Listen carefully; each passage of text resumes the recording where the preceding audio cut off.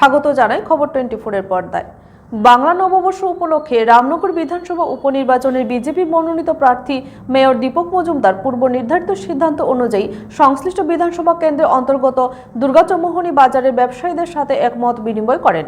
বিভিন্ন স্তরের ব্যবসায়ীদের সাথে আলাপচারিতার মধ্য দিয়ে দীপক মজুমদার বিভিন্ন সমস্যা তথা বাস্তবিক অভিজ্ঞতাগুলো জানার যেমন প্রয়াস করেন, ঠিক এর পাশাপাশি আগামী নির্বাচনে নিজের এবং পশ্চিম ত্রিপুরা লোকসভা আসনে বিজেপি প্রার্থী বিপ্লব কুমার দেবের জন্য ভোট প্রার্থনা করেন। পাশাপাশি নিজের অভিমত প্রকাশ করতে গিয়ে দীপক মজুমদার যথেষ্ট ইতিবাচক দৃষ্টিভঙ্গি নিয়ে কথা বলতে গিয়ে দাবি করেন বরাবরই তিনি রামনগরের সাথে সম্পর্কযুক্ত।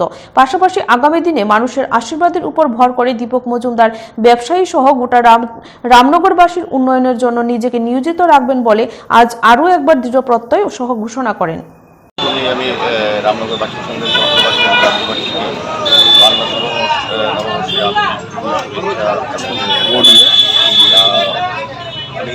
আমি বাজারে প্রত্যেকজন ব্যবসায়ীর সঙ্গে শুভেচ্ছা বিনিময় করে এসেছি, নববর্ষের শুভেচ্ছা করেছি এবং যারা ক্রেতা বিক্রেতার সঙ্গে আমার দেখা হয়েছে, আমাদের এলাকার নির্বাচিত প্রতিনিধি আমাদের বাজার সভাপতি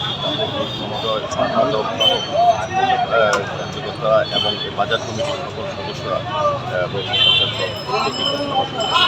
এবং ব্যাপক নির্বাচন সামনে শুভেচ্ছা আমি